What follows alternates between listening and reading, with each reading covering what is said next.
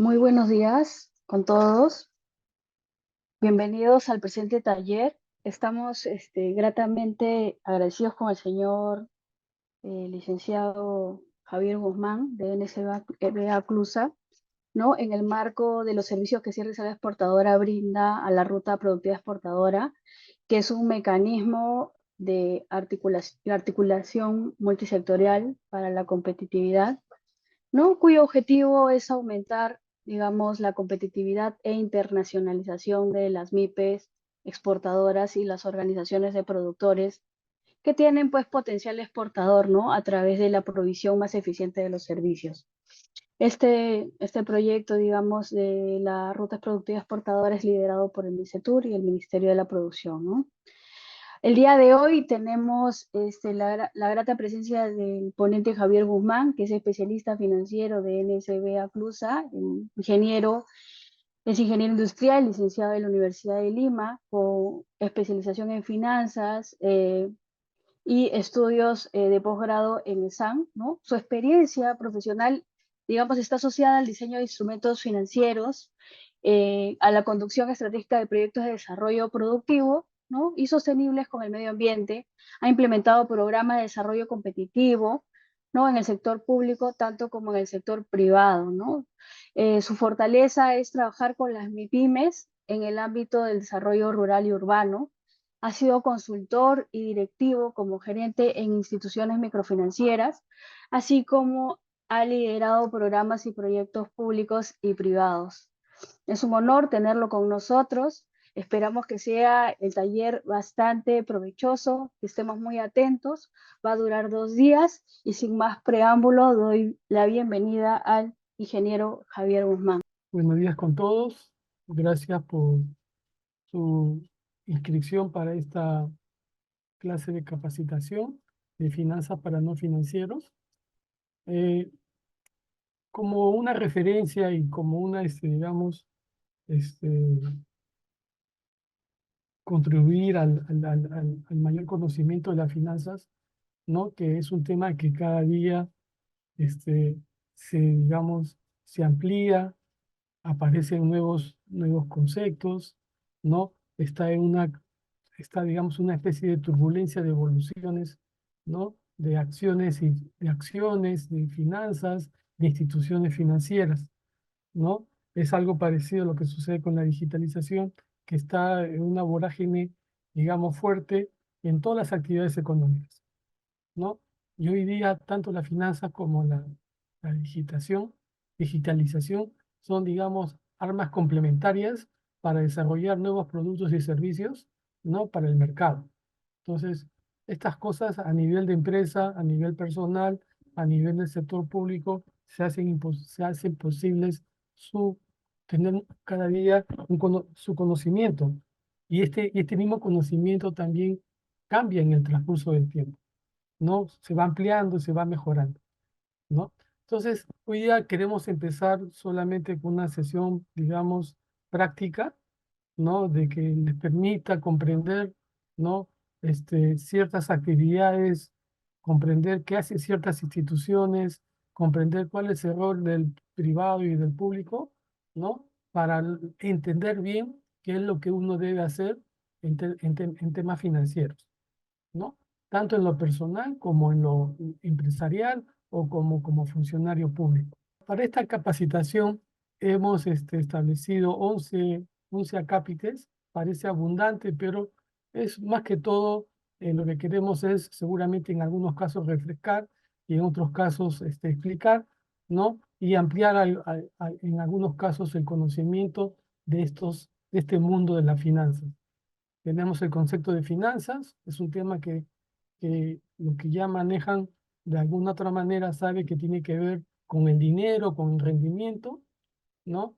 Tenemos un tema también, la importancia de las finanzas, porque cada vez se hace importante y ya antes, si queremos visualizarlo dentro de una empresa, antes lo hacía un asistente y ahora ya tenemos digamos, un profesional de calificaciones porque el mercado de las finanzas ha evolucionado. Eh, También tenemos algunos conceptos claves, ¿no? Que tendríamos que tener claros, ¿no? No buscamos que que con esta presentación de hoy día sea, digamos, acá se resuelva todo. No, esto todavía continúa. Hay las aplicaciones, los instrumentos que puede ser para otro momento. Y acá lo que le hablaba al inicio, el tipo de finanzas, ¿no? Que son las personales, las corporativas, las públicas. Y también podríamos hablar de las finanzas para el comercio internacional, pensando que ya somos un país de hace muchos años globalizado, ¿no? O sea, tiene que ver mucho el cambio de los precios, ¿no? Para algunos sectores, como el caso del cacao y el café, ¿no? Tiene mucho que ver cuando sube el combustible, ya no afecta solamente al cacao y el café, afecta a todo el país. Entonces, se hace importante, digamos, conocer de dónde vienen estos temas y cómo esto se puede interpretar, digamos, en las tomas de decisiones, ¿no? O participar de las tomas de decisiones.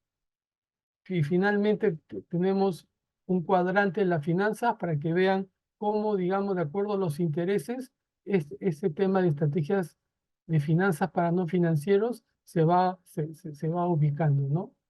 Luego es importante conocer la estructura del sistema financiero peruano, ¿no? Cómo el banco, la banca de desarrollo, el Banco de la Nación, ¿no? Se conecta con el sistema privado de crédito y ahorro y AFPs, cómo este sistema también tiene una correlación con digamos, con el sistema, digamos, no formalizado, ¿no? Entonces, los sistemas también están dentro de lo que es parte, digamos, del conocimiento de la finanza. Y luego ya bajamos a instrumentos, digamos, más, más conocidos, ¿no? Por ustedes, como son de qué sirve la información financiera, ¿no? A través del balance, a través de los estados financieros, a través de los flujos de efectivos. Esta información financiera, donde generalmente digamos, es estándar, ¿no? Existe, digamos, un plan de cuentas en cada una de las instituciones y empresas, donde a partir de, digamos, de cómo se registra la información, se pueden medir indicadores financieros, ¿no? El comercio internacional y las finanzas y toma de decisión como un punto, digamos, ya, digamos, de resumen de cómo todo esto se interrelaciona. Entonces, eso es lo que vamos a ver hoy día, y paso, digamos, a presentar la primera. Tenemos lo que son los conceptos de finanzas, ¿no? Son todas las actividades relacionadas con la obtención del dinero y su uso eficaz. O sea, nosotros todos los días recibimos dinero y esto es cómo se dispone, ¿no? Para su mejor, digamos, para su mejor resultado. O sea, la finanza también estudia tanto la obtención de recursos, ¿no? Así como la inversión y el ahorro de los mismos. Es la disciplina que se basa en metodologías para correcta gestión de los resultados, la toma de decisión y el registro contable de la actividad económica de los agentes financieros. ¿Qué nos está diciendo esto? ¿No? Primero, la finanza tiene que ver con dinero y su uso. El dinero en el tiempo tiene un valor. No es igual 5 soles de hoy que 5 soles de acá a 10 años. Su valor será menos, por X razones, ¿no? Que hace que haya un deterioro. Entonces, eso nos hace pensar que la obtención del dinero de una empresa o de una persona tiene que ser bien usado, ¿no? Para evitar que haya una pérdida de valor en el tiempo, ¿no? Entonces, también es importante las finanzas porque nos permite determinar las necesidades de financiamientos, ¿no? Y cómo estas con la inversión y el ahorro se pueden estar solucionando, ¿no? Es una disciplina como cualquiera u otra, donde, digamos, hay que manejar diferentes herramientas metodológicas, ¿no? Para el buen uso del recurso. Por ejemplo, lo que dijimos en antes, la obtención del dinero. O sea, para la obtención del dinero hay que medir el dinero en el tiempo, cómo se va a comportar y cuánto va a ser, digamos, su valor si es que no hacemos algo. Si no hacemos nada, entonces 5 soles de hoy es igual que 5 soles de mañana.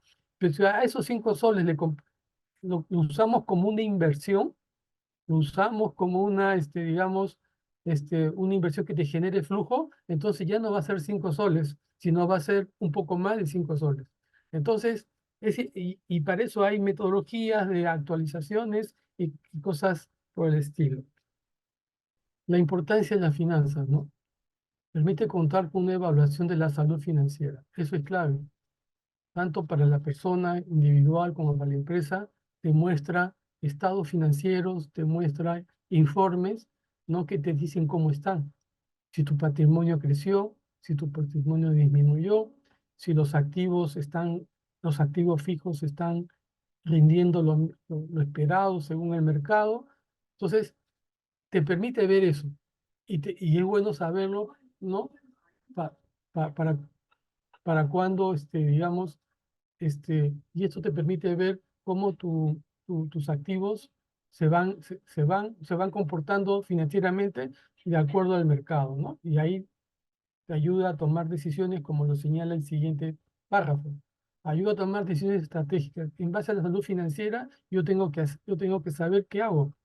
Si tengo que pagar, si tengo puro inventario y tengo, digamos, y baja caja, entonces voy a tener un problema de déficit efectivo. Entonces, ahí tengo que tomar una decisión hasta cuánto me tengo no que, digamos, eh, hasta cuánto tengo que endeudarme. Por ejemplo, si tengo cuentas por cobrar y, y seguramente meto las cuentas por cobrar de hace 2, 3 años, entonces yo mismo me estoy engañando, porque las cuentas corrientes, las cuentas por cobrar que están en el robo de las corrientes, tienen que ser, digamos, tomadas en cuenta para ser recuperadas en el mismo periodo. Entonces, eso te ayuda a una serie, digamos, de toma de decisiones, ¿no? Que lo que cuida es la salud financiera de corto y de largo plazo, ¿no? Respaldado con tu patrimonio. Eso lo veremos más adelante en el detalle, sino que quería compartir hasta este momento algunos conceptos de importancia.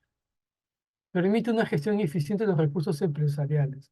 Entonces, si yo tengo una buena evaluación, ¿no? Y listo para decidir, entonces mis decisiones tienen que ser para fortalecer, ¿no? Las cuentas de mi empresa o las cuentas personales, ¿no? Y también, esta información y que los bancos siempre la piden, te da la oportunidad de obtener un financiamiento, ¿no? O sea, si yo tengo toda mi información básica, que son los balances, los estados de pérdida y ganancias y los flujos de caja, entonces la percepción que tiene, digamos, una entidad que te va a prestar dinero, y entonces habíamos hablado de 3 conceptos de importancia. Uno es evaluación de la salud financiera, que justamente así se le denomina, igual que la salud de una persona, sino acá también hay la salud financiera. Luego, esta situación de salud financiera nos ayuda a tomar decisiones estratégicas, ¿no? Es igual que la del médico, que también en base a un diagnóstico, ¿no? Hay un reporte y también encuentra, digamos, una serie digamos, de informaciones, ¿no? Para tomar decisiones con respecto a su paciente, ¿no? Y luego viene qué cosa hacer y también buscar las oportunidades, en este caso, las oportunidades de financiamiento de acuerdo a la salud financiera, ¿no? Entonces, eso es un poco en concreto lo de la lámina 2. Entonces, a este proceso, ¿cómo se le llama? Se le llama educación financiera, ¿no? Cómo nosotros, a partir, digamos, de determinadas señales, tomo decisiones para poder, digamos, cumplir con los objetivos, digamos, personales o de la empresa, ¿no? Entonces, acá ponemos un concepto que es la educación financiera, ¿no? Proceso mediante el cual los individuos adquieren una mejor comprensión de los conceptos y productos financieros, ¿no? Los conceptos que se refiere como productos financieros se refiere a, digamos, a los créditos, a los ahorros, a los fondos de inversiones, a los bonos, a los, a los fideicomisos. Hay una, ¿no? que son parte, digamos, de eso, ¿no? Y, y esto nos permite desarrollar ciertas habilidades para decidir, ¿no? A veces cuando uno estamos empezando es difícil manejar los conceptos, pero las habilidades se van desarrollando en el tiempo, ¿no? ¿No? Un poco para aprender a evaluar riesgos, evaluar oportunidades financieras y mejorar su bienestar, ¿no? Para todos los que conocen de cacao, por ejemplo, el precio, cómo viene subiendo y ahora ha sufrido últimamente algunas caídas.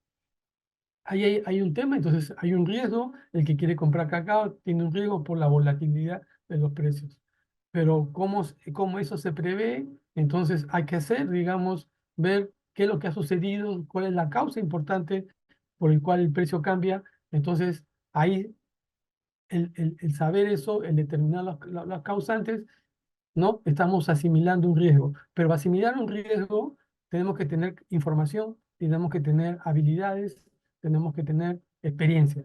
Entonces, las personas dirán si este precio va a durar infinitamente o va a durar 1 año, 2 años, 3 años. Entonces, en función a eso, deciden, ¿no? Entonces, deciden porque también tienen otras oportunidades que podrían estar tomando para su bienestar en la gestión. Entonces, el tema es un poco al final sobre esto, un poco, digamos, un poco de algunos apuntes de concepto, ¿no?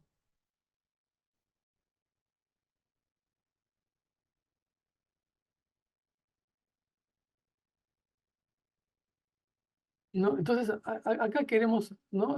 Conversar un poco de de algunos conceptos, ¿no? ¿Qué cosa es la oferta? ¿No? Es algo que muchos los economistas, este, digamos, siempre tratan de, digamos, de encontrar un concepto mayor, ¿no? Una mayor claridad para conocer, ¿no? En qué mercados están, ¿no? ¿No? Entonces, la oferta constituye una cantidad de bienes y servicios que están disponibles para comprar en el mercado a unos precios específicos. Si queremos llevar este concepto a las prácticas del sistema financiero, entonces los bienes y servicios más que bienes son servicios que son los servicios de crédito y que son los servicios de ahorro, ¿no? Y que los servicios de crédito y los servicios de ahorro, ¿no? Tienen un precio, que son las tasas de interés, tienen una comisión, que son lo que cuesta, digamos, adquirir digamos, ese, ese producto, ese bien, ese servicio. Entonces, te permite, digamos, eh, decidir. Por ejemplo, ¿no? Yo tengo el banco A y el banco B. En el banco A, la tasa de interés para un préstamo de 1 año es 10%. Y el banco B, la tasa de interés para préstamos digamos, a 1 año es 40%. O sea, la pregunta, a dónde voy? ¿No? Obviamente que voy más barato, ¿no? Pero para hacer esa decisión tengo que hacer comparaciones iguales. No puedo hacer comparaciones desiguales. ¿Qué pasa si uno me dice, ya, yo no te cobro comisión, solamente la tasa de interés? Entonces tendremos que afinar el cálculo. Y como dije inicialmente, para eso se requiere de información, ¿no? Entonces, ese es en cuanto a la oferta, ¿no? Entonces, en cuanto a la demanda, son los que, son los que están dispuestos a comprar o a determinados precios durante un periodo de tiempo, ¿no? Pueden haber casos que tomen el caro. ¿Por qué? Porque lo que están necesitando, la demanda en ese momento, es una atención inmediata. Entonces, hay esos conceptos. O sea, no todo es lo óptimo, lo deseable, sino todo es, digamos, está relacionado, ¿no? En tanto las condiciones que te ofrezca la oferta como las necesidades, ¿no? Inmediatas que te demande, que te demandan, ¿no? Entonces, ese, digamos, es, digamos, alineado a lo que son las finanzas, ¿no? En parte también, tampoco no estamos tratando de dos productos, podríamos tratar de bonos para inversión, podríamos tratar este tema también para transformación de deuda, ¿no? En liquidez, ¿no? A través de mecanismos financieros.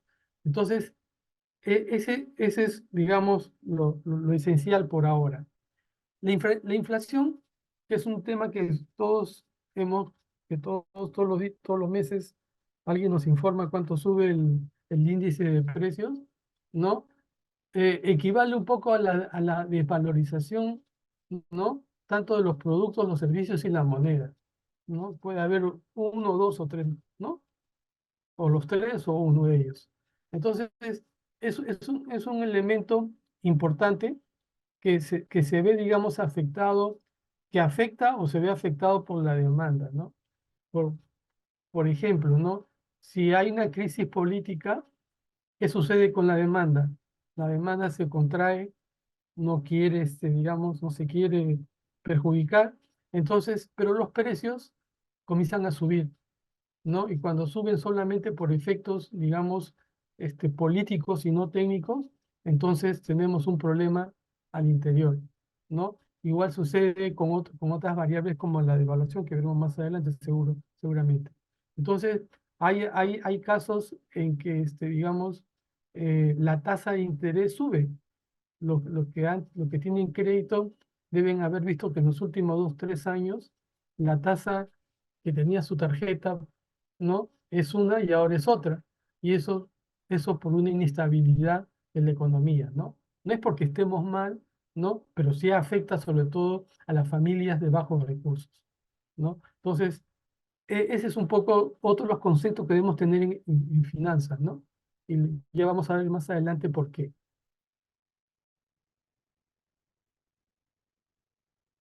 Otro concepto importante, ya hablando en términos de empresas, es el PBI, el Producto Bruto Interno, que es un valor monetario de todos los bienes y servicios finales producidos por un país, ¿no? Si juntamos todas las empresas, todo lo que producen las empresas, eso es lo que hace el PBI, ¿no? ¿No? Y generalmente se mide, y es lo que escuchamos en las noticias normalmente, cuando dice, no llegamos a 2,5, no llegamos a 3, o, o se dice, o se dice, o se dice que mínimo para poder ver que hay cambios en el país tiene que ser mayor a 4. ¿No? Esos son temas que, entonces, ¿qué significa eso? Es lo que tiene que crecer el país, ¿no? Con respecto al año anterior. Ese es el PBI, ¿no? Cuando hablamos de 3 4 en estas cifras de los especialistas, estamos hablando que la producción creció 3 4, ¿no? En términos monetarios. Entonces, es por eso que, para seguir dando un poco más de alcance a este tema del PBI, es por eso que algunos ya, cuando hacen sus comentarios al respecto, hablan del sector minero, ¿no? Como el que está haciendo subir significativamente el PBI, y todo por una coyuntura, ¿no? Y acá otra vez entra la palabra riesgo. Todo por una coyuntura, porque los minerales se están valorizando mucho más de lo que se valorizaban antes en los últimos 10 años. Entonces, esta tendencia viene de los últimos 5 o 6 años en el país, ¿no? Donde el PBI del sector minero ha estado creciendo y ha sido, digamos, de alguna otra manera, la que ha balanceado la economía del país, ¿no? Entonces, es una variable importante porque es una señal, ¿no? De que las cosas están dando bien o están dando mal en términos de la producción. Entonces, cuando baje el PBI, nos deberíamos preocupar. Yo no sé si alguno de ustedes, de los participantes, recuerdan lo que pasó en el periodo de Toledo y García, donde el PBI llegó a subir hasta el 8% anual. Entonces, algunos, algunos, ¿no? Un poquito más, digamos, la clase media, obtuvo beneficios por eso. Entonces, es un término importante porque si el PBI decae es porque los mercados se están de alguna otra manera retrayendo. Y si se retraen los mercados es porque los factores de la producción se están viendo, digamos, de alguna mente afectados por, digamos, por temas políticos o por una mala política económica. Riesgo financiero, ¿no? Posibilidad de que un inversionista o una empresa sufra pérdidas económicas debido a la volatilidad o incertidumbre en los mercados financieros, ¿no? Si yo compro acciones en el mercado de valores, ¿no?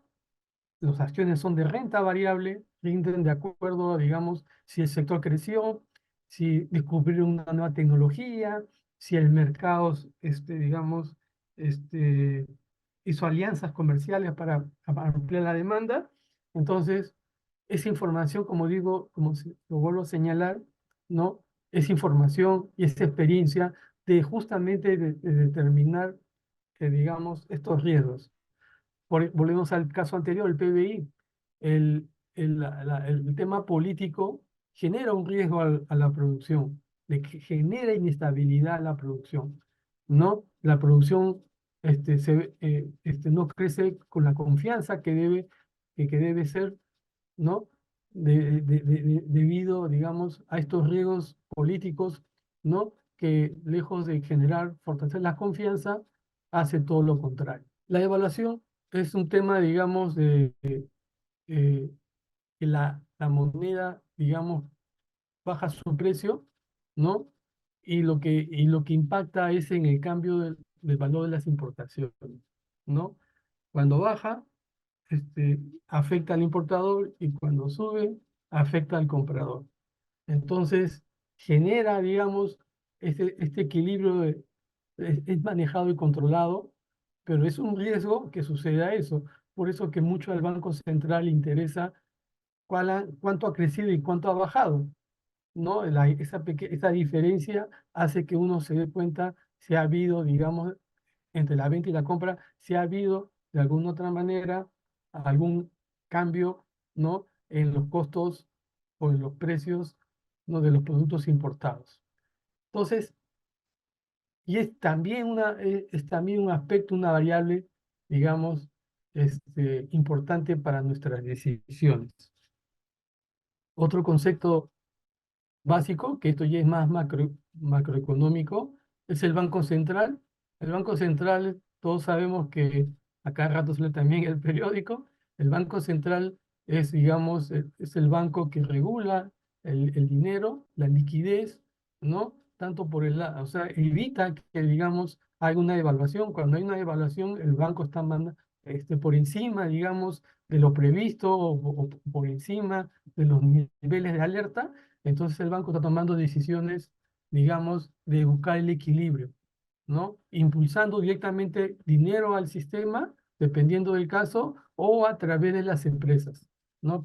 Cuando las empresas están llenas de plata, entonces el banco provoca que ese dinero se canalice y entre al sistema financiero. Entonces, son, son cosas importantes, es otra señal para mí mi riesgo. O sea, antes de hacer algo, tengo que decir, oye, el Banco Central acaba de hacer esto, y eso cómo impacta con lo que estoy haciendo, ¿no? O si se acuerdan, en los tiempos de hace 30 años, este, había este tema de los precios del dólar MUC, dólar, por sector económico. Entonces, eh, eso generó un caos porque la gente, había dólar para el trigo, había dólar para el tipo de cambio, ¿verdad? Tipo de cambio para el trigo, tipo de cambio para los autos, tipo de cambio para la leche y así sucesivamente. Entonces la gente, digamos, se aprovechó de esa política selectiva, ¿no? Y lo que hizo es aplicar, ¿no? Tipo de cambios que no correspondían, ¿no? Entonces, eso también hizo todos los riesgos, por lo que está generando ahí, o se generó en ese tiempo, ¿no? Lo que se generó en ese tiempo fue un desbalance, ¿no? El famoso 1 millón de inflación y de devaluación. Entonces, eso es lo que generó, pero también lo que generó que ese mecanismo que se había adoptado en aquella época, que funcionó un momento, lo tuvieron que eliminar, ¿no? Porque no ayudaba, digamos, a un manejo más equilibrado. La balanza de pagos también es un elemento importante. Todo el mundo habla cómo está cerrando el año o el semestre el país. Es un tema que se ve mucho a nivel del Congreso, ¿no? O sea, esta registra las transacciones económicas entre una economía y el resto del mundo. O sea, el país a veces se siente afectado por la subida o bajada del dólar. Cuando subió, digamos, el petróleo, recordarán que eso impulsó a la subida, digamos, de los precios unitarios. Que haya habido una discusión que no afecta, sí afecta, bueno, es otro. Eso es una discusión mucho más técnica, pero sí afecta porque nuestra economía sí está, digamos, de alguna otra manera relacionadas con estos tipos de combustibles. Entonces, la balanza de pagos también una fuente de información para decidir cómo está afectando esto a los precios. Por eso que los precios, los grifos lo publican justamente para atenuar el tema de la información, ¿no? Entonces, es importante también mirar este tema de las balanzas de pagos. El costo de oportunidad. ¿El costo de oportunidad qué cosa es? Digamos, es la referencia que tienen la gente que está en finanzas. Si yo tengo una alternativa de inversión de 1 millón y esta me retorna el rendimiento a los 5 años, me regresa 15%, ¿no? Es una posibilidad de inversión. A lo mejor es un fondo de inversión. Si por otro lado tengo otra inversión, que ya no es 1 millón, sino es medio millón, y el rendimiento es 5%, el otro fue 30%, entonces me estoy encontrando ante dos situaciones de inversión, ¿no? Y la primera pregunta que uno se hace, ¿cuál decido? ¿Cómo decido? ¿No? Y ahí aparece el concepto de costo de oportunidad, ¿no? Entonces, el costo de oportunidad es aquel rendimiento que, digamos, cualquiera de mis inversiones tiene que estar por, tiene que estar por encima de este número, ¿no? Si yo, por ejemplo, yo, Javier Guzmán, tengo, digamos, este, mi fondo de inversión en Perú me paga 15%, ¿no? Pero tengo ahí uno en Panamá que me paga 30%, entonces mi costo de oportunidad es el 15%, ¿no? Entonces podría derivar mis fondos a donde está el 30%, pero ojo, ese donde está el 30% puede tener riesgos, ¿no? Y el riesgo que más nos afectaría en ese sentido, que me afectaría en ese sentido, sería el tema de riesgo país. Entonces, ahí viene el costo de oportunidad, que varía de acuerdo al lugar, ¿no? Digamos, a las leyes, al gobierno, ¿no? Donde yo pueda, digamos, poner nuestro dinero, ¿no? Entonces, ese es un tema que normalmente uno lo hace y lo hace hasta mentalmente, ¿no?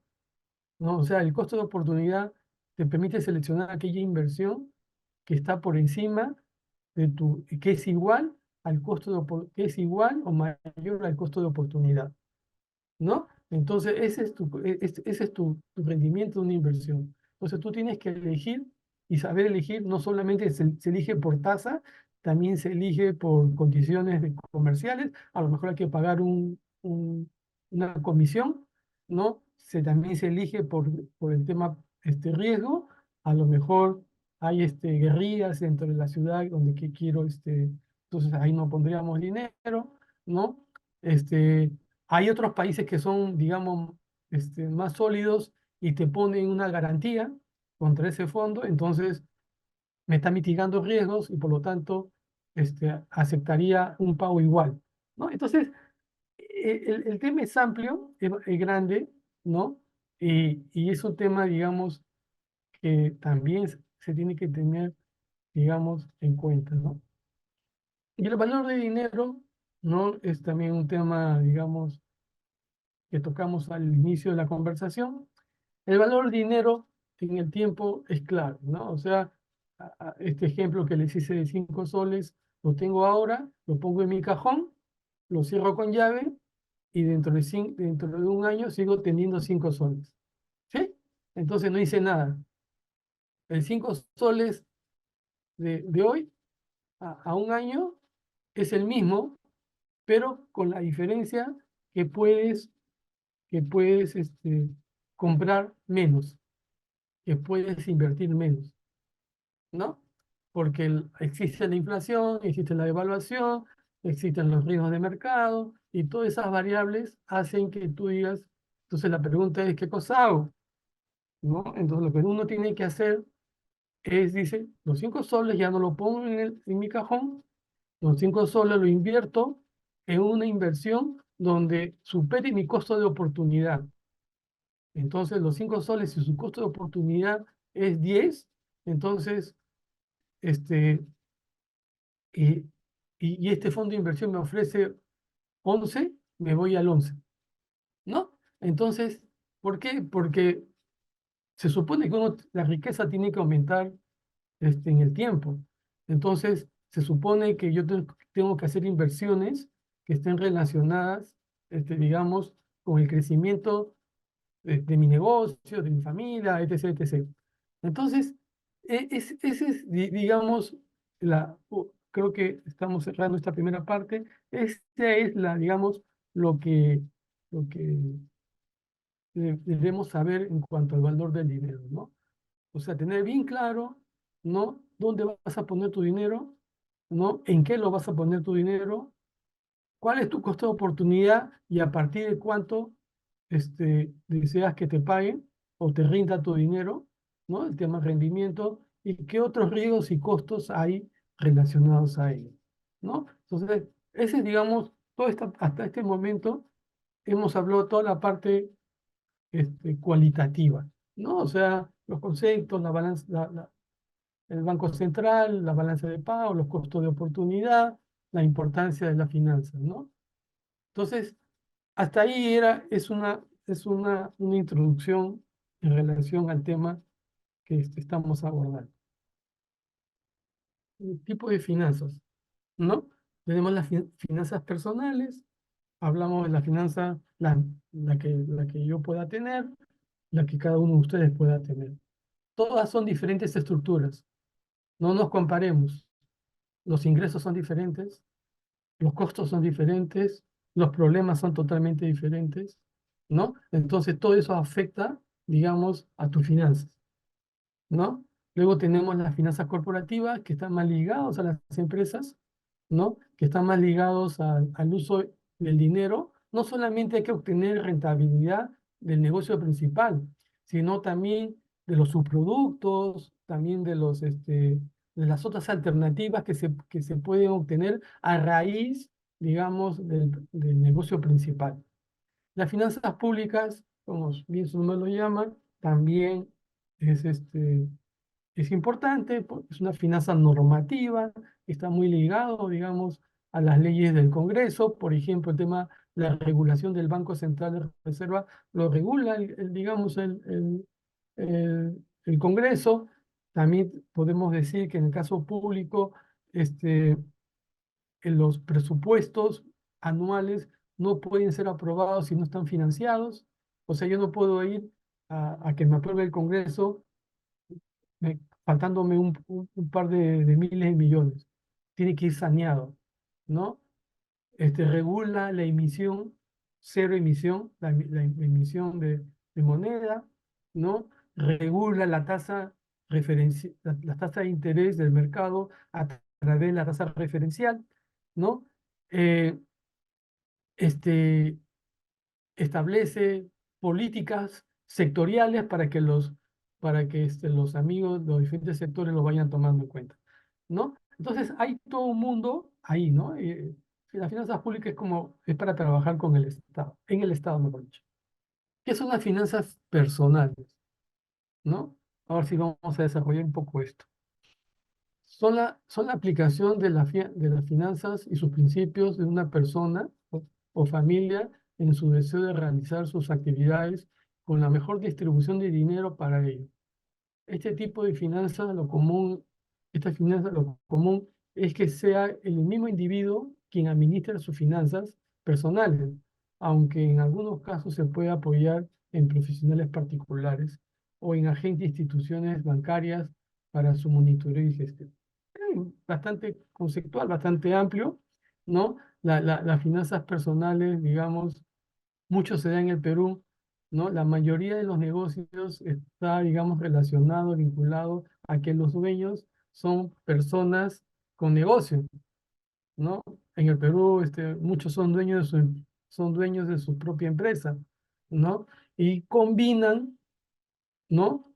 Combinan sus gastos de la unidad familiar con sus gastos de la empresa, ¿no?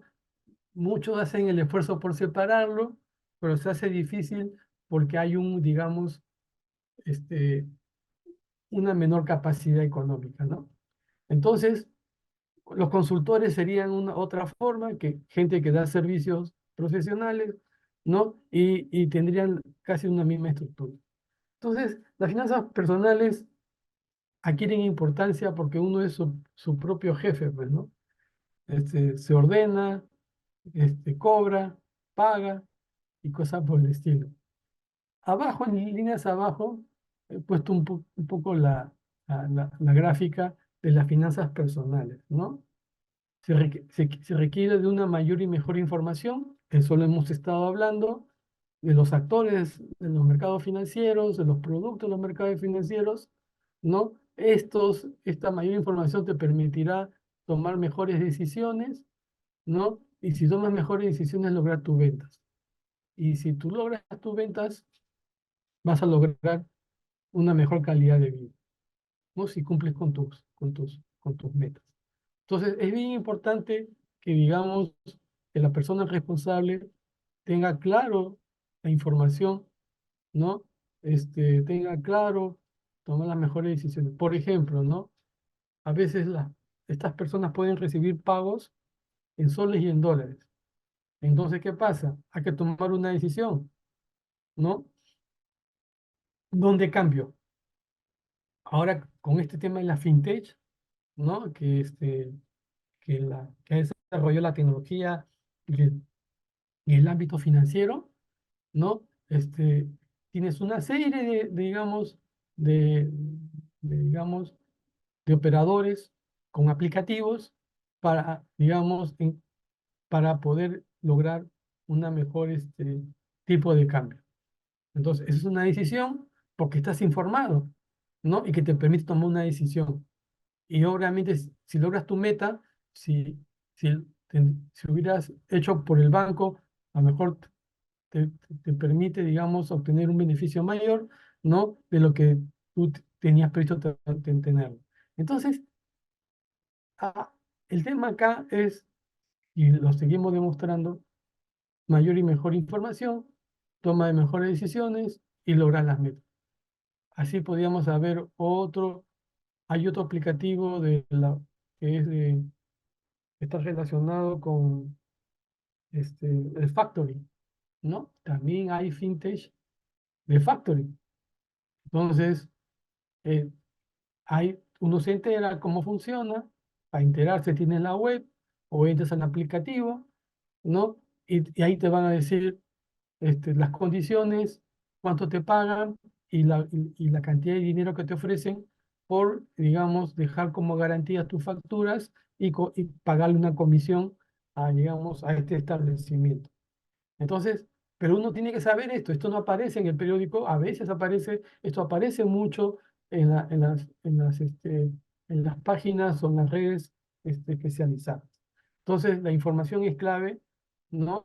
Así como nuestros amigos, las cooperativas de cacao y café, saben mucho de cacao, sabemos mucho de café, porque están tiempo, años, ¿no? Trabajando en la cadena productiva. Las finanzas no escapa de ese modelo, ¿no? Entonces, se hace importante. Podemos, siguiendo hablando de finanzas personales, ¿no? Yo quisiera que un poco se centre en la estructura del presupuesto, ¿no? Uno tiene un ingreso. ¿Ese ingreso de dónde proviene? De los servicios profesionales, hablemos un poco de SUNAT, cuarta categoría, y de los ingresos por trabajo dependiente, quinta categoría, ¿no? Esos son los ingresos. Y otros que pueden haber ahí, pero los principales son esos los reconocidos. ¿Tiene un gasto fijo? Sí, tiene un gasto fijo. ¿Cuál es el gasto fijo? Que tengo que pagar el mantenimiento, la luz, el agua y la comida, el colegio, ¿no? Y todo lo que se hace fijo durante el año, ¿no? Eso va ahí en gasto fijo. Y el gasto variable sí está relacionado con con el uso de la luz o la energía eléctrica, con el uso del agua, con, no necesariamente con el uso del internet, ¿no? Pero hay, digamos, hay gastos variables que están en función al tamaño de la familia, que están en función, digamos, a, a, a que esto tiene que hacerse en función a que tengamos que nosotros este, eh, pagar algo. Por ejemplo, la manutención, ¿no? Cuando uno sale al mercado, compra carnes, verduras y todas esas cosas, frutas, ¿no? Y eso se vuelve variable porque va a depender de qué, de que los precios no suban, va a depender de qué, de que, de que el número de familia no haya cambiado, ¿no? Entonces es un tema que hay que saberlo manejar.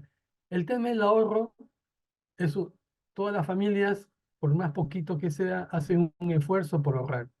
Ah, podríamos decir que el ahorro es una acción compulsiva, ¿no? Donde tú tienes que ahorrar porque si no, de acá a un año no vas a tener nada. Entonces, hay muchas familias, o muchas o pocas, dependiendo de la capacidad, ¿no? Que tratan de tener un ahorro por lo menos diario, ¿no? Y eso va a depender mucho del ingreso y de las estructuras familiares y del tipo de ingreso que tienen, ¿no?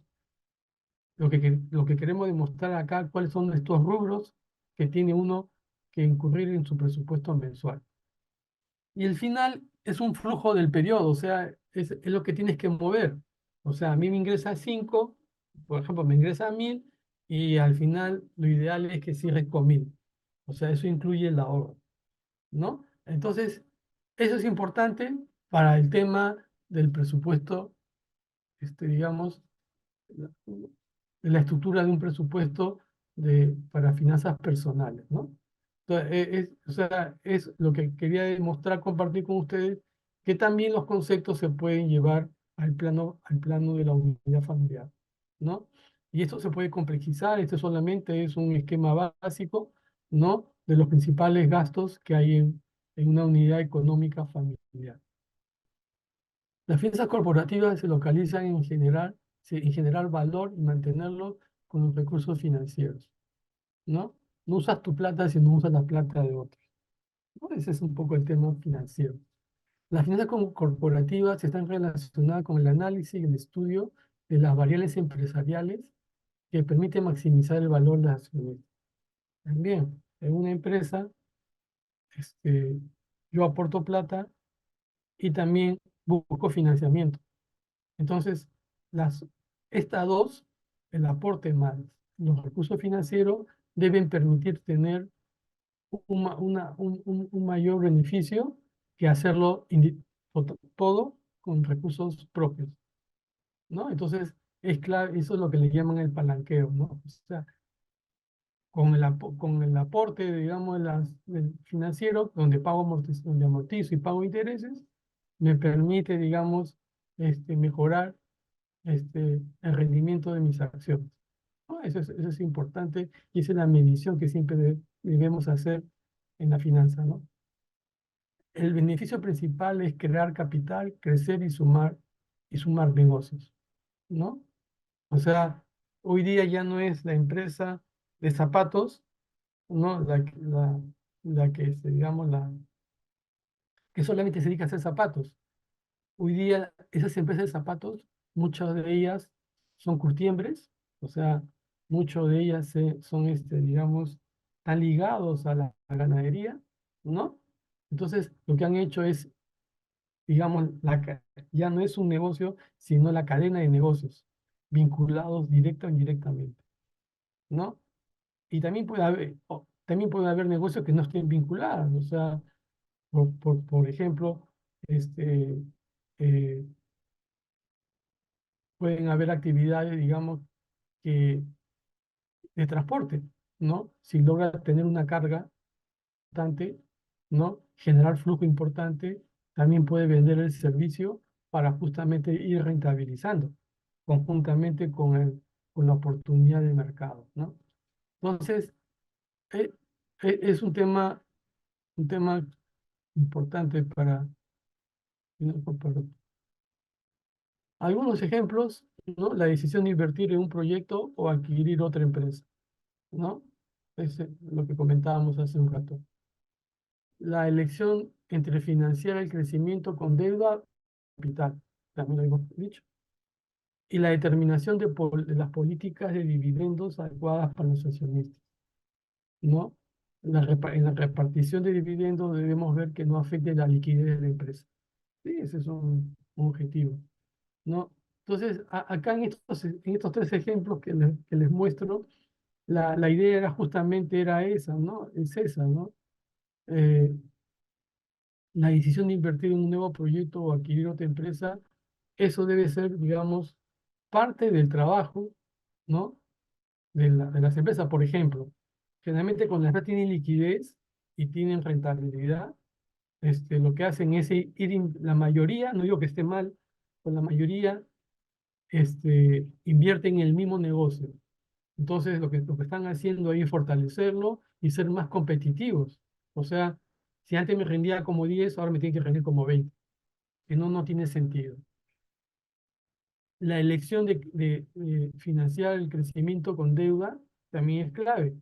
O sea, si yo muestro un buen historial, como dije al inicio de la presentación, muestro un buen historial, manejo bien, soy transparente con mi información, entonces las instituciones financieras te van a prestar para que tú puedas crecer más que con tu capital.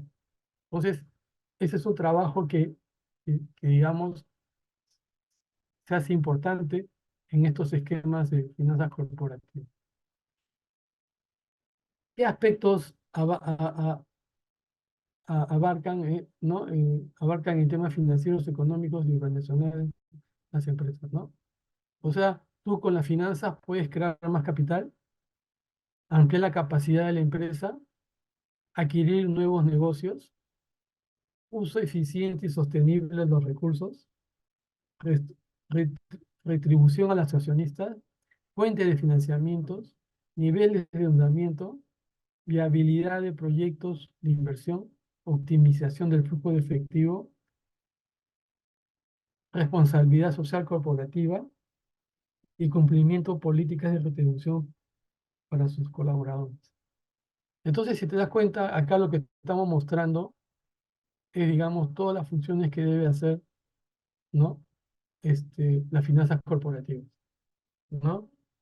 Lo que dijimos en antes, crear más capital, sí, hay que crear más capital, ¿no? Pero con endeudamiento sería lo interesante.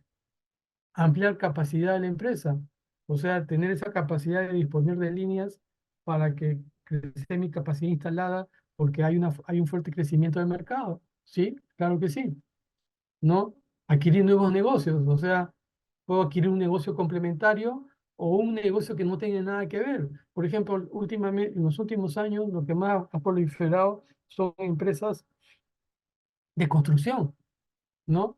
Y que lo lógico era generar empresas que se complementen, como las inmobiliarias, como la empresa de servicios, de administración, de vigilancia y cosas por el estilo. Pero no, algunos se han dedicado a generar empresas de servicios de taxi. No tiene nada que ver un negocio con el otro, pero seguramente la empresa de servicios de taxis le reporta una mayor cantidad de rendimiento, retorno a la empresa de construcción, ¿no? Entonces, decisiones hay que tomar siempre, ¿no? La retribución a los accionistas te van a seguir aprobando en la medida de la transparencia de tu información, te van a seguir aprobando si tus proyectos que estás identificando son buenos y mejores que a lo que tienes, ¿no? Se te abre la apertura de fuentes de financiamiento, ¿no? Bancos del sistema financiero, que no son del sistema financiero, ¿no? O ya existe la banca no domiciliada, ¿no? Nivel de endeudamiento, ¿no? El manejo de tus finanzas te da, ¿no? Con ayuda de otros sectores económicos, te da una capacidad de endeudamiento, ¿no? Y habilidad de los proyectos de inversión. Es importante que los proyectos de inversión, ¿no? En forma independiente tengan su propia rentabilidad, no estén dependiendo de ningún proyecto, ¿no? Optimización del flujo de efectivo, ¿no? responsabilidad social corporativa, que está más relacionado con los grupos sociales, el medio ambiente, ¿no? No todo es rentabilidad, sino también tiene que haber un equilibrio entre el manejo de los recursos y también de la sostenibilidad del ambiente, ¿no? Y cumplimiento de política de retribución por sus colaboradores, ¿no? Que está relacionado a las utilidades. Bueno, acá ya, de alguna otra manera ya lo hemos visto, hemos hablado del valor de las acciones. El valor de las acciones son, digamos, están relacionadas con el valor que obtienen una vez, esa digamos que es el patrimonio, ¿no? El patrimonio neto de la empresa, ¿no? Dividido entre el número de papeles o acciones emitidas, ¿no?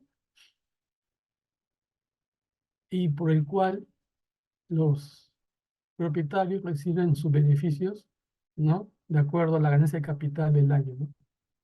El costo de capital ya lo hemos hablado, ya hemos hablado sobre el costo de capital, ¿no? Sobre el despliegue de capital, o sea, hasta cuál es mi capacidad digamos, de, digamos, de desarrollar iniciativas, proyectos, nuevas inversiones, ¿no? O atender, como pongo en el ejemplo, o atender problemas, digamos, vinculados a la salud y los recursos humanos, ¿no? La sanidad mundial. Entonces, todas esas cosas, bueno, el tema de las enfermedades no tienen un retorno alto, solamente tiene, digamos, haber actuado dentro de las políticas, digamos, de manejo de los recursos humanos, ¿no? Protegiéndolos de algún tipo de enfermedades o algún tipo de eventos, ¿no? Entonces, ese es un ejemplo que últimamente se ha venido dando en muchas empresas, ¿no? No todas tienen la capacidad, pero en las grandes he visto que se ha aportado. Hay un tema de otros principios de las finanzas corporativas, son las políticas de deuda y los impuestos, ¿no? Por ejemplo, en la política de deuda, algo que normalmente sucede, uno, que los financiamientos deben ser pagados por los mismos proyectos. Eso es importante. No puedo pagar, ¿no? Con otro proyecto tengo que pagar lo que rinde otro proyecto, no puedo estar pagándolo a otro proyecto, ¿no? Un segundo tema es que el compromiso de la deuda que se atiende no debe exceder de un porcentaje. Generalmente las empresas este, no, no asignan más del 30%, ¿no? De los ingresos en pago de amortización más intereses. Entonces, esa es una política, ¿no? Otra política está relacionada, digamos, con los costos de oportunidad y los costos de inversiones en el mercado. Entonces, el tema es cuánto es mi tolerancia de riesgo. No necesariamente todo lo que esté por encima del costo de oportunidad se tiene que tomar. Uno tiene que tener su tolerancia de riesgo, ¿no? Hasta cuándo me arriesgo? Ojo, después del costo de capital, no es igual recibir 15 de retorno con 20 de retorno o 50 de retorno. Entonces, la idea no es tomar el máximo, la idea es dónde están las prudencias, ¿no? Y para eso son las políticas, para establecer las prudencias en la empresa. Igual los impuestos deben estar programados, digamos, en todo el año, estimados sobre todo, es lo que también recomienda la SUNAT, ¿no? Tener un proyectado del próximo año para que se siga, para que digamos, se aplique en el mes que corresponde, ¿no? Entonces, y así evitar, digamos, algunas caídas importantes por algún efecto. Fusiones y adquisiciones es un tema de empresa, ¿no? Es un tema que se viene, digamos, este, que en el país vino ocurriendo gente que vende empresas o gente que se juntan para generar una empresa. Este tema de las cervezas, por ejemplo, han sido fusiones y adquisiciones, ¿no? Donde las marcas están segmentadas a un público objetivo, ¿no? y tratan de ocupar todo el mercado. En el caso de las cervezas. En el caso de las telefonías no ha sucedido así, ¿no? En el caso de cada vez se ha particionado más el mercado, ¿no? Y en diferentes rubros, o sea, en la distribución mayor, mayorista y minorista, ¿no? Y llegar hasta el detalle, ¿no? Punto de venta. Entonces, también es importante, ¿no? Y en el caso de instrumentos financieros, ¿no? Últimamente, en los últimos años, esta área de finanzas toma una relevancia importante, ¿no? Para negociar nuevos recursos, para negociar nuevos proyectos, para, digamos, tener un control de la gestión, ¿no? Eh, y hace que, digamos, tengamos que requerir, mejor dicho, especialistas en el tema, ¿no? O sea, un poco, no solamente los instrumentos financieros son el crédito y el ahorro, sino también hay ahorro diario, ahorro este, de largo plazo, un año, que son depósitos de un año, hay crédito para autos, hay crédito para, para maquinaria y activo fijo, de producción. Entonces, sale una serie de productos a partir, digamos, de un concepto, digamos, global, ¿no? Entonces, los warrants, existen también el leasing, o sea, existe una serie de elementos que hay que conocer, ¿no? Y que algunos de ellos te ofrecen, digamos, ventajas tributarias, ¿no? Como el caso del leasing, ¿no? Entonces digamos, un, un tema de beneficio tributario para el que compra. También hay, sí, sí, instrumentos financieros en la zona de la Amazonía, ¿no? Que son instrumentos públicos que ayudan a impulsar proyectos, ¿no? Proyectos que están relacionados con, digamos, con la infraestructura regional. Entonces también hay un tema ahí de importancia. Luego vienen los beneficios para los empleados y la reestructuración corporativa, ¿no? ¿No? También hay un tema, ¿no? Entre los principios de la finanza corporativa, no se debe olvidar contemplar la mejora de las condiciones laborales y de restitución de las empresas, ¿no? O sea, el seguro entra también como un seguro médico, entra como un instrumento financiero, ¿no? ¿No? Un seguro que le garantiza, digamos, al- a la institución que financia que ese cliente, que, ¿no? Que ese cliente tiene, digamos, una salud normal. Por ejemplo, este, los bancos últimamente, o ya creo que hace 5, 6, 7 años, vine otorgando ciertos créditos, ¿no? Para personas mayores de 60 años, o 50 creo que es. Y para ello les pide un examen médico, ¿no? Entonces, ¿y por qué le pide un examen médico? Porque en función al examen médico, a la opinión del médico, ¿no? En este caso, la entidad bancaria le, le reduce o le, o le fija una tasa de interés de su crédito, ¿no? Entonces, si esta persona en su prueba de esfuerzo, por ejemplo, este, tuvo problemas, entonces no le van a financiar o solamente le van a financiar con una tasa más alta. Entonces, estos seguros no es común, pero se vienen dando porque el mercado también está cambiando. Acuérdense que antes del mercado la gente no encontrábamos personas, ¿no?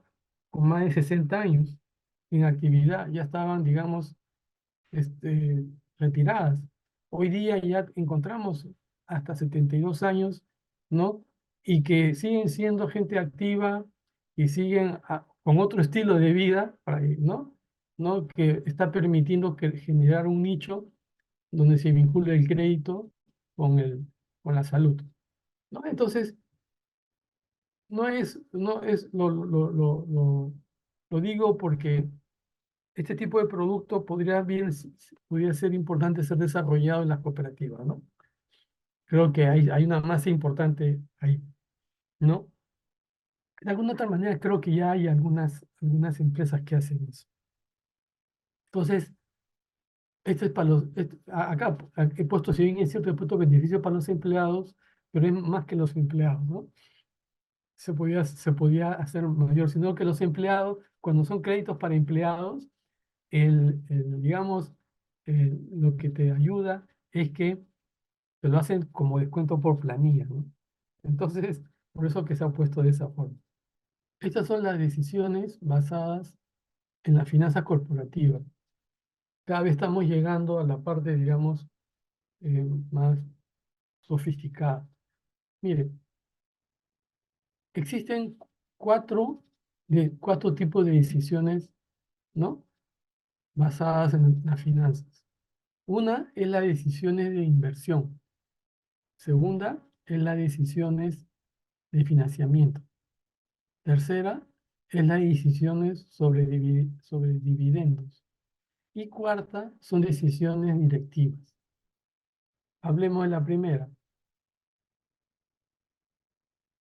Aquí se parte de una investigación detallada para conocer los activos reales con los que se debe invertir para incrementar las utilidades. El área de finanzas es la encargada de determinar si la inversión es factible, ¿no? ¿No? En talento humano, equipo o stock. A ver, les explico. O sea, yo tengo una inversión donde mis rubros son compra de equipos, personal, ¿no? Y compra de equipo y personal, ¿no? Entonces, es esa mezcla de estas dos cuentas, activos y personal. Si hablamos de activos, hablamos de activos fijos para la producción. Te tiene que generar un flujo en el tiempo. O sea, si yo compro un carro, mejor lo explicamos así. Si yo compro un carro, entonces a partir del día 1, ese carro me tiene que generar 100 soles diarios, porque el activo genera algo, ¿sí? Si yo compro, si yo veo una cadena de pollos que le va muy bien y hay que franquiciar, o sea, franquicia es un poco la alianza para poder representar a esa cadena en otro lugar, ¿no? Entonces, si hay que franquiciar, esa franquicia que tengo que pagar, además tiene que rendirme para que salga el dinero del pago de la franquicia, salga de los ingresos. Entonces, en otras palabras, los activos productivos son aquellos que te generan un flujo de ingresos y, y también un flujo de gastos. Y esa diferencia en el tiempo debe ser, debe ser positiva para que uno decida por ese tipo de inversión. ¿Ok? Seguimos. Luego vienen decisiones de financiamiento. En esta sesión se tiene que pensar de dónde va a proveerse la plata. O sea, tengo la inversión que tengo que hacer, entonces, ¿de dónde voy a recibir el dinero?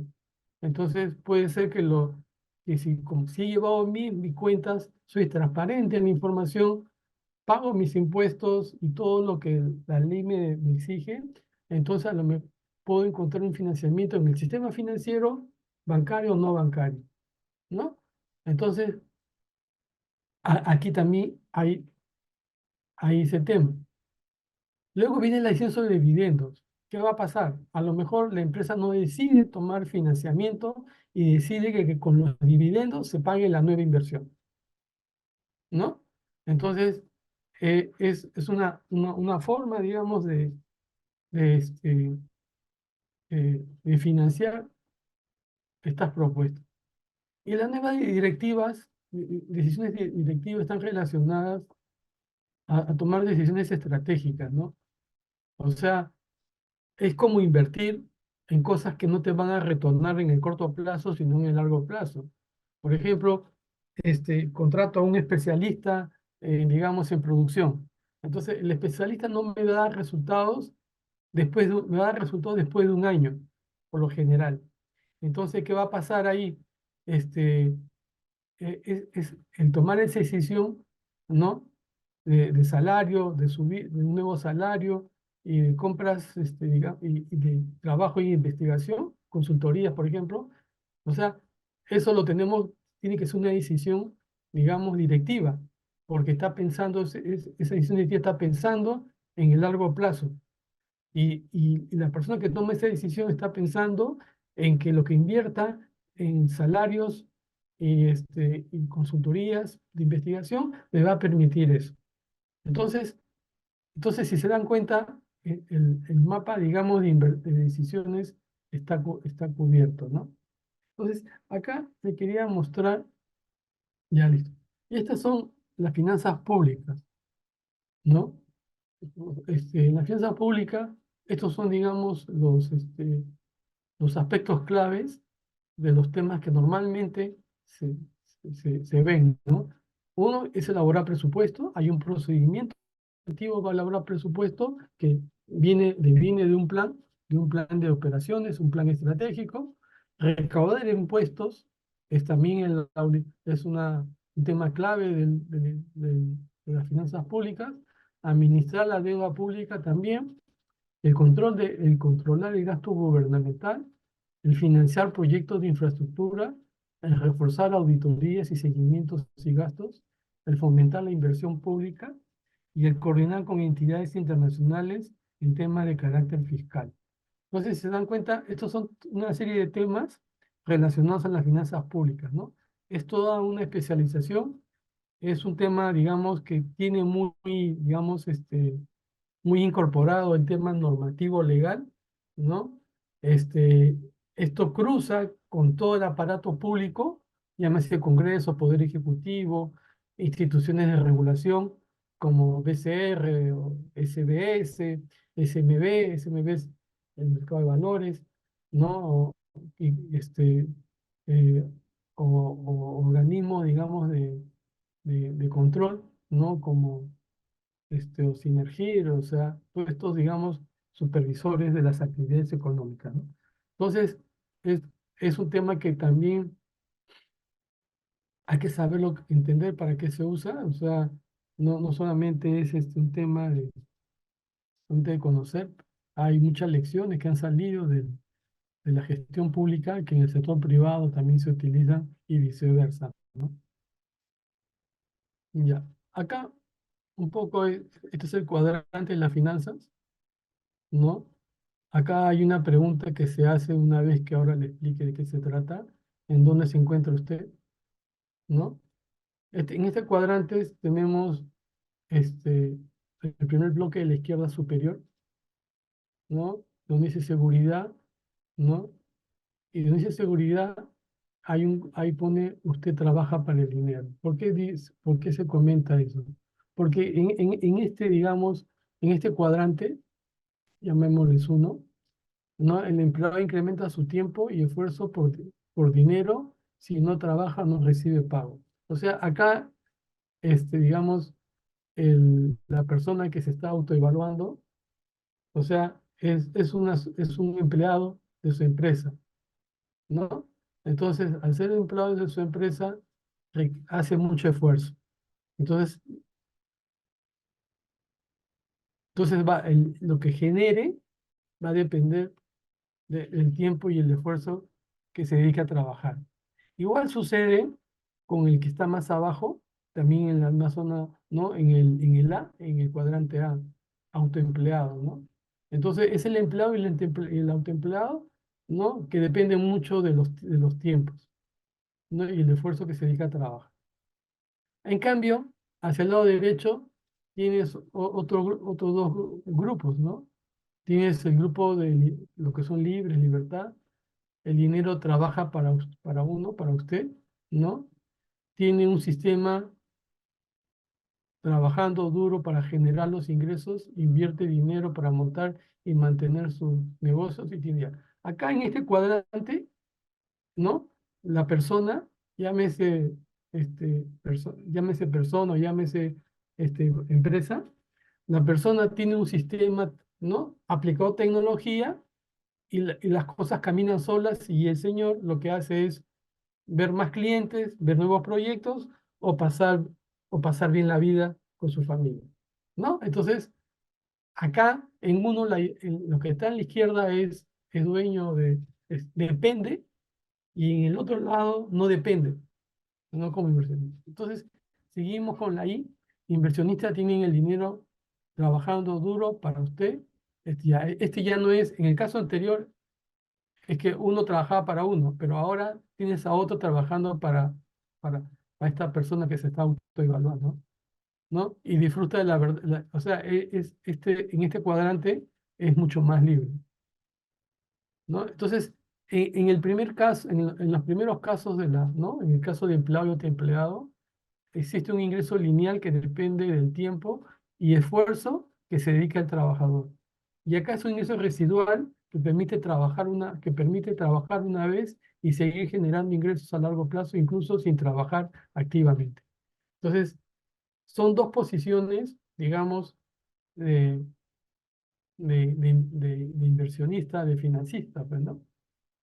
¿No? Entonces, en una está sometido y en otra es un creativo, ¿no? Entonces, ese es un poco, comparto esta imagen para que este, visualicen, ¿no?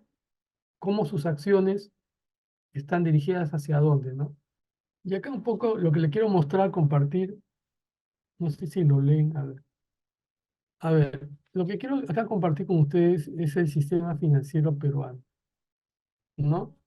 O sea, la cabeza de todo este sistema son el Ministerio de Economía y Finanzas, el Banco Central, la Superintendencia de Banca de Seguros y la Superintendencia de Mercado de Valores. Ya no existe otra, ¿no? Ese es el sistema financiero, ¿no? Son importantes, ¿no? En el Banco Central de Reserva y la Superintendencia, ahí conforman el mercado del dinero, con sus políticas, ¿no? Y con sus políticas y regulaciones.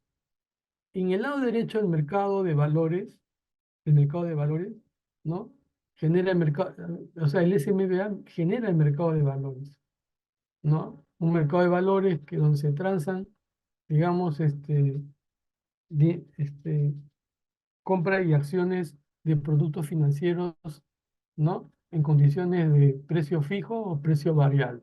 Que es y esto es lo general, ¿no? ¿No? Existe un mercado primario, ¿no? Donde hay las emisiones del gobierno, emisiones societarias, y existe un mercado de valores donde hay rueda de valores en mesa de negociación. Entonces, en el primero, ¿no? Que son, digamos, instrumentos del Estado, digamos, a disposición del público para su adquisición, a cambio de un rendimiento. O sea, el Estado emite algún tipo de, digamos, de bonos, ¿no? Bonos del Estado, ¿no? Donde son atractivos y de acuerdo, digamos, al contexto políticos, estos, digamos, no es que baje el bono, sino que en las sucesivas compras el precio puede bajar, ¿no?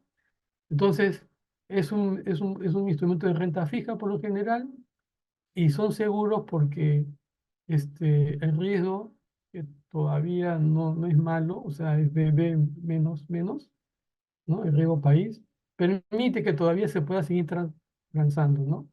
Ojo que hemos llegado a una oportunidad de tener y no necesitábamos de garantías como país para buscar recursos. Hoy día todavía no, pero esperemos que no lleguemos a eso. Luego viene el mercado de valores, también algo similar, pero estos son digamos, eh, mesa de negociaciones, mercados variables, ¿no? Donde se compran acciones, se compran pagarés con tasa de descuentos, todo eso, ¿no?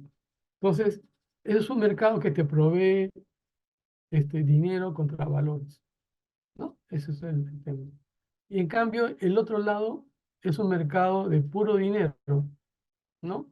Donde existe el dinero del sistema formal, ¿no? Informal, no supervisado, ¿no? En el caso del formal, existen empresas como de operaciones múltiples, las bancarias y no bancarias. Y dentro de las bancarias existen, digamos, empresas, existen los bancos, ¿no? Existe COFIDE como banco de desarrollo, existe Agrobanco como banco de desarrollo, ¿no? Y dentro de las no bancarias existen financieras, cajas municipales, CRAC, o sea, cajas rurales, entidades de desarrollo para las pymes y las cooperativas, que hasta un determinado rango, ¿no? Entonces, eso constituye, digamos, de alguna otra forma el mercado de dinero, ¿no? Ahí el público hace depósitos, ¿no? El- Hace depósitos, ese depósito es intermediado por la financiera, digamos, a otros que necesitan recursos para financiamiento, ¿no? O sea, es como si el dinero excedentario va a una plaza de dinero deficitario, o sea que gente necesita plata para financiar sus actividades. Y es este rol de intermediación que cumple este sistema con la banca.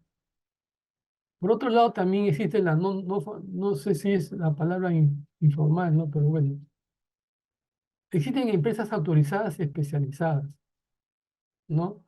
Empresas de seguros, AFPs, y empresas de servicios conexos, ¿no? O sea, están relacionados estos, digamos, eh, este flujo con temas ya más que todo de largo plazo, ¿no?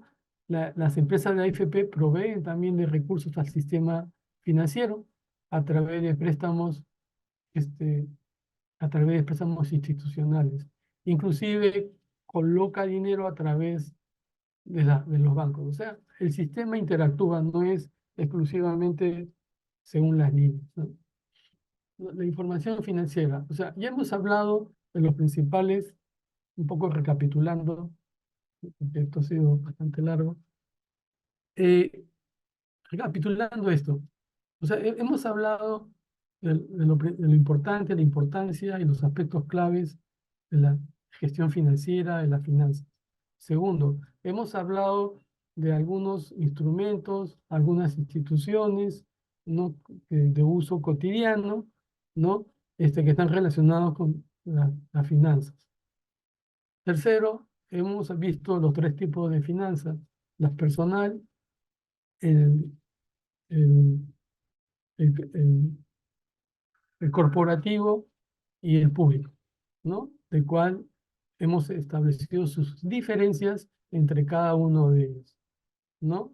Luego hemos pasado a analizar las decisiones de inversión, ¿no? Que está relacionado con, con,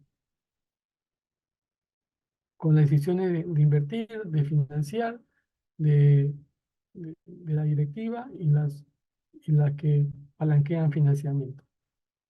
Y luego estamos viendo el sistema financiero, ¿no? En su forma, ¿no? Que vincula todas estas cosas que estamos mirando, ¿no? En el sistema financiero, todas estas cosas que hemos tratado, todas estas cosas que aparecen, se han tratado. Hemos hablado del Banco Central, hemos hablado de los bancarios no bancarios, ¿no? Hemos hablado del mercado de dinero y cosas por el estilo.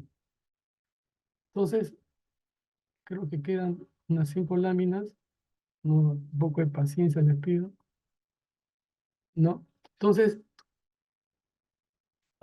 ¿cómo se toman decisiones? Se toman decisiones a partir, digamos, del, digamos, de analizar la salud financiera, analizar bien con las metodologías, ¿no? Pero ¿qué cosa analizamos y qué, bajo qué instrumento hacemos esto? Bajo instrumentos de balance general, estado de pérdidas y ganancias y flujo de caja, ¿no? Entonces, en los estados de balance general encontramos los activos, por un lado, y el que hace contrapeso es el pasivo más patrimonio, ¿no? Los activos son, digamos, se dividen en dos grupos: los corrientes y no corrientes. Los corrientes son aquellos que, digamos, están relacionados con la liquidez de menos de un año, ¿no? Por eso es bien importante acá este, registrar las operaciones tal cual. O sea, por ejemplo, dentro de los corrientes, el activo, existe la cuenta por cobrar, y si ponemos cuenta por cobrar de aquellos clientes de más de un año, entonces estaríamos falseando la información. Ejemplo, ¿no? Entonces lo que se hace es registrar bien las operaciones, transparencia. Entonces, esa es la cuenta de activos. La cuenta de pasivos son las cuentas, tus obligaciones, que también son de corto y mediano plazo. Generalmente las de mediano plazo están relacionadas con préstamos y financiamientos de más de un año, ¿no? Y en el caso, digamos, de corto, lo corriente son seguramente facturas y tributos por pagar. Y el patrimonio, digamos, que es todo lo que es del socio, ¿no? Es el capital del socio, y que se incrementa o se decrementa según la gestión en el transcurso del tiempo. Si queremos visualizar mejor esto, es como que el activo es igual al pasivo más el patrimonio. Luego viene el estado de resultados, ¿no? Que va en correspondencia con el balance. Tenemos por el lado izquierdo las ventas, los costos de ventas. Las ventas son producto, digamos, del- del- de los ingresos que se han generado, ¿no? En el periodo. El costo de venta es cuánto me costó lo que vendí, ¿no? Cuánto costó. Y la diferencia entre ventas y costo de ventas te da la utilidad bruta, ¿no? Ese es un tema que creo que la mayoría de ustedes lo conocen. Esa utilidad bruta significa que tiene que ser positiva, porque si no es positiva, entonces significaría que el negocio no sirve. O sea, es lo que tenemos que tener. El costo de venta incluye todo lo que es fijo, todo lo que es todos los gastos y costos relacionados con fabricar o intermediar lo que corresponda, ¿no? El producto o el servicio. Entonces, esta diferencia nos da una utilidad bruta, ¿no? Una utilidad bruta que, que hay que traer los gastos administrativos. ¿Qué son los gastos administrativos? Los gastos generales, ¿no? Que, digamos, en su conjunto son requeridos para poder hacer la gestión. No son los costos directos. Los gastos están relacionados con el pago de energía, con el pago digamos, eh, de proveedores, con el pago digamos, de transportes y cosas por el estilo. El pago de teléfono y eso. Entonces, una vez que a esa utilidad bruta le has quitado o restado los gastos administrativos, nos queda una utilidad operacional, ¿no? Entonces, si sigue siendo positivo, es porque el negocio me está dando para seguir operando. Luego viene el gasto financiero, ¿no? El gasto financiero son los préstamos que, o sea, devengan una tasa de interés, y esa tasa de interés, llamada gasto financiero, se coloca ahí, ¿no? Entonces, si el gasto financiero es menor a la utilidad operacional, entonces podemos seguir con el negocio, ¿no? O sea, me soporta pagar el gasto financiero. Luego, una vez que hemos restado el gasto financiero, viene la utilidad antes de impuestos. Entonces, te queda una utilidad que sea positiva, y viene el impuesto. Y luego se le quita el impuesto. Y el impuesto todos saben que es un 30%, ¿no? Que se cobra al año. Entonces, nos queda una utilidad neta. Entonces, esa es la forma de cómo se ve la gestión, ¿no? En, de un periodo determinado en la fabricación o la intermediación de un producto o servicio. Y esto es lo que hemos hablado anteriormente sobre los flujos, lo vemos acá. No sé si lo ven claro. Tenemos acá tres tipos de flujos, los tipos de flujo, ¿no? Antes lo que hemos visto es un estado de pérdidas y ganancias, y acá lo que vamos a ver son los tipos de flujos y cómo se relacionan. Y ese concepto ya lo hemos dicho hace 3, 4 lives, ¿no? Y vamos a partir digamos, del, del modelo sobre la base del estado de pérdidas y ganancias. El primer flujo se llama el de caja operativo. ¿Qué significa? Que a ese, a ese, digamos, a esa pérdida y ganancia le restamos o le restamos o aumentamos la utilidad neta, ¿no? Al flujo. Le sumamos la depreciación, que puede ser incremento o reducción de capital de trabajo. Con este flujo operativo, ¿no?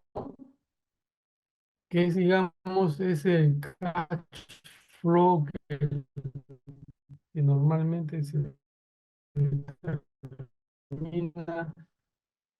en las empresas, el flujo de inversiones. ¿Ok? Ya. A ese flujo operativo le agrego inversiones o le resto inversiones, ¿no? O vendo un activo. Entonces, a ese flujo operativo le agrego el flujo de inversión. A ese flujo de inversiones, ¿no? Si es que requiero financiamiento, tengo que consignar la amortización de las deudas más intereses. O retiro de utilidades, si es que quiero financiar con utilidades. Entonces, hasta ahí hemos construido hasta el flujo financiero. Socios, es que a ese flujo financiero le agrego el flujo de caja operativo, le agrego el flujo para inversiones, el flujo financiero, menos impuestos de pagos. Entonces, todo se me da el flujo de caja de la empresa, ¿no? Entonces, lo que yo quería mostrarle acá, ¿no? Es, digamos, el uso de una herramienta para determinar los flujos, ¿no? Entonces, estos flujos están, digamos, están relacionados, no, si se dan cuenta son los mismos conceptos, ¿no? Están relacionados entre sí para determinar en qué nivel queremos estos flujos, ¿no? Si el banco quiere una información mía, le tengo que dar el flujo financiero, ¿no? ¿Qué significa darle el flujo financiero? Darle el flujo de caja, darle el flujo de inversiones y darle el flujo de caja financiero, ¿no? Si, digamos, la empresa quiere saber cuánto le queda, cuál es el flujo una vez que hemos hecho el financiamiento, entonces hay que darle la información hasta el flujo de caja, más flujo de caja para inversiones, más el flujo de caja financiero y más el flujo de impuestos. Entonces, le tenemos que dar al socio esta información para que ellos puedan decidir en base al flujo financiero, ¿no? Entonces, esta es una información, ¿no? Una herramienta que te ayuda a que tanto el accionista, directivo, tanto el banco, el que te va a prestar, o los nuevos socios, te permitan, digamos, establecer cuáles son los niveles de caja según, de acuerdo al flujo, que es importante. A lo mejor no es conveniente entrar con amortizador, no es conveniente con nuevos financiamientos. Entonces, no se hace. Entonces va a obligar a que, como dicen, pongan mano al bolsillo, ¿no? Entonces, herramienta que, digamos, debería siempre estar mirando, no digo que usted lo tenga que calcular, pero seguramente en sus actividades permanentes este tipo de información la deben tener, ¿no? Que no es complicado tampoco. Luego vemos el tema de indicadores, ¿no? Indicadores de liquidez, o sea, cuando tienes los balances, perdón, los balances, los estados de pérdida y ganancias, los flujos, principalmente el balance, ¿no? Vemos establecemos indicadores en el balance de liquidez, de solvencia, de endeudamiento e indicador de rentabilidad, ¿no? Liquidez es digamos, se establece una relación entre activo y pasivo corriente, ¿no? Es un poco que esto tiene que ser normalmente mayor que uno, ¿no? Porque lo que estamos midiendo es la plata que tienes, ¿no? En caja efectiva, más lo que tienes en stock y más la cuenta por cobrar, lo estás midiendo, lo estás agrupando en activo corriente para para restarle, digamos, la planilla, no sé, los préstamos de largo plazo, de corto plazo, ¿no? O otras cuentas por pagar. Entonces, generalmente debe ser más que uno el activo corriente, o uno más de una vez que el pasivo, ¿no? Luego tenemos el indicador de solvencia, que es el activo total de pasivo total, ¿no? Que mide la capacidad de hacer frente a sus obligaciones financieras. Luego tenemos el indicador de endeudamiento, que mide también el pasivo total del patrimonio y indica la porción de los activos totales financiados con terceros. Eso es importante, ¿no? Y ahí viene o sea, el patrimonio, cuán grande tiene que ser, o de qué tamaño tiene que ser, ¿no? Para poder palanquear, digamos, deuda, ¿no? Que puede ser por cobrar o puede ser, digamos, eh, amortizaciones de, de préstamos. Si entre los participantes tienen alguna pregunta. La planilla del personal, ¿dentro de qué gastos se encuentra? Esta es la primera pregunta. Ese es un gasto administrativo, ¿no? O sea, si el personal que incurre en la actividad está ligado a la producción directamente, pasa a ser parte del costo de producción, ¿no? Pero si el personal es un personal técnico, por ejemplo, el administrador, ¿no? O las veces que hacía alguien de labor de financiera, pasa a ser un personal fijo, ¿no? Entonces, están dentro de la cuenta esta de gastos administrativos, ¿no? El EBITA es un indicador para medir la liquidez efectiva del, digamos, del negocio, ¿no? O sea, lo que mide es toda tu liquidez. Y hay bancos, hay instituciones financieras que lo usan para decir cuánto te ha ingresado efectivamente. O sea, efectivo, 3 millones. Entonces, eso lo constatan en caja de bancos. Y luego te dicen, si cada año te entra 3 millones, entonces te puedo prestar como 9 millones, o sea, 3 veces más. Es una forma de calcular, digamos, la necesidad financiera, ¿no? Entonces, lo que pasa es que las instituciones financieras, sobre todo las del exterior, se cuidan mucho en no prestar o no financiar más allá de sus utilidades efectivas. Y esa información te lo da el EBITA, ¿no? Que los temas claves están relacionados con el tema de las finanzas personales y las finanzas corporativas. Creo que ese es el foco principal. Segundo, para hacer algún tipo de gestión financiera, para hacer algún tipo, digamos, de usar o entender, comprender los instrumentos que se usan, la presentación se ha centrado en el tema de, digamos, las finanzas corporativas. Y sabemos que en el tema de las finanzas debe quedar claro que los instrumentos que se usan, que son los balances, los estados de ganancias, los flujos y otros que se pueden, cambios patrimoniales, cosas por el estilo, son instrumentos que uno debe saberlos leer, no, o interpretar. No debiéramos, o sea, la necesidad de querer entender cómo se calcula es para, digamos, tanto para el contador como para el asistente financiero, ¿no? Entonces, la cosa es saber, saber de qué instrumento estamos hablando, de qué cosa estamos hablando, para saberlos entender, ¿no? Y eso te va a llevar a otra situación, que es la decisión. O sea, si tú sabes interpretar, es porque estás informado. Y si estás informado, puedes decidir. Digamos, lo clave, y creo que es para cualquier actividad que uno haga, ¿no? Entonces, y hemos hablado de muchos temas, porque todos tienen que ver algo en tus decisiones, en tu información. O sea, ¿qué es el BCR? ¿Qué cosa hace el BCR? ¿Cómo me afecta a mi finanza el BCR?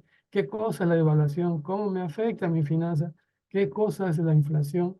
¿No? ¿Qué cosas son las deudas? ¿No? Entonces, todos tienen que ver con una, digamos, una, un aporte a la toma de decisiones y comprender la situación que se está presentando, ¿no? Entonces, ese es un tema claro, ¿no? Entonces, una vez que hemos visto todo las finanzas, su rol, sus funciones y el contexto, entonces lo que hemos estado mirando es ahora la, los instrumentos financieros, ¿no? Y ahí estamos hablando del balance, pérdida y ganancias y flujos, ¿no? Y, y lo que, y lo que acá es importante, así como en la parte inicial, es saber leer los indicadores. Ya nos estamos especializando un poco. ¿Qué significa, digamos, los indicadores? ¿No? Significa a veces muy bien y nada bien. O también significa que también ocultan información digamos, y degeneran, digamos, la información que nos están alcanzando y lo que nos lleva a tomar una mala decisión, ¿no? Entonces, eso es lo que va, es lo importante, el tema de los indicadores, ¿no? Entonces, las empresas más grandes, o las pequeñas incluso, acostumbran a llevar una estadística, los indicadores, acostumbran, ¿no? Para un poco tener el perfil claro, ¿no? De cómo la institución se comporta financieramente, ¿no? Entonces, ese es un punto. Y es lo que justo acabamos de ver. Entonces, mañana lo que quiero ver es un caso, o sea, le voy a enseñar un caso, ¿no? De cómo de interpretación de indicadores, ¿no? Que lo estamos preparando. Y, y también voy a hablar con la administración para poder ver el video, que es importante para el tema que es importante para el tema de comercio internacional, ¿no? Ahí van a ver claramente, ¿no? Que hay el tema de las transacciones eh, de las transacciones internacionales, cómo se se dividen. Uno está relacionado con productos, digamos, como el petróleo, digamos, como le dicen, los commodities, y estos están relacionados a acuerdos entre un país y el bloque de países, ¿no? Es el comercio internacional. Entonces, el comercio internacional tiene dos, ¿no? Y generalmente son dos, digamos, dos vertientes. Y generalmente tienen que ver algo, ¿no? Si ustedes se imaginan que sube el petróleo, como ha sucedido en años anteriores, entonces lo que está pasando ahí, que eso va a influir en los precios, ¿no? Si baja, si baja también, debería, pero a veces no sucede, ¿no? Porque seguramente el Estado quiere caja.